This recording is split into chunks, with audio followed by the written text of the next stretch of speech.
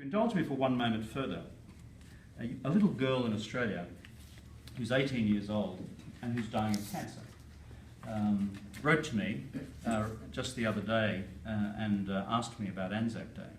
And she will not live for much longer. And I said, well, Madeline, why don't you write something for me for ANZAC Day, and I'll read it wherever I happen to be.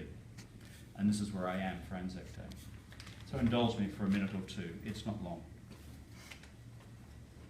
Now, this reflection was specially written for me on this occasion by a brave young Australian named Madeline, who is herself facing her own great challenge at present and doing so in the spirit of a true daughter of ANZAC.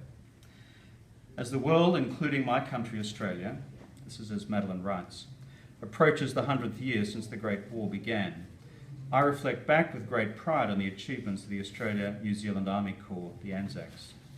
Their mateship, their integrity, their pride displayed in the heat of battle, now morphed into the ANZAC spirit, now captures the values of our great country, Australia. While the events of the war to end all wars brought about indescribable violence by man towards his fellow man, it also brought our country, Australia, of age as its innocence was taken. As the ANZAC stepped into conflict on foreign shores, history tells us of their courage and raw determination as they stood across with their brothers in arms from across the world. The ANZACs determined to give their all, with the Southern Cross in their heart and their Australian values held pure.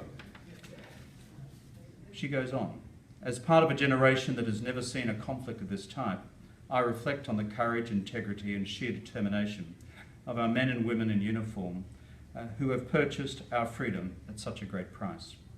Theirs is a testament to all ANZACs. Their actions have bestowed great honour onto the generations of Australians that have followed, just as their deeds have given rise to an unquestioned pride in our wonderful country, Australia. While times may have passed, their sacrifices will never be forgotten, just as we today in Australia honour the sacrifices of all those who have worn the uniform in pursuit of the great cause of our common freedom. Written by a young 18-year-old girl in Australia dying of cancer.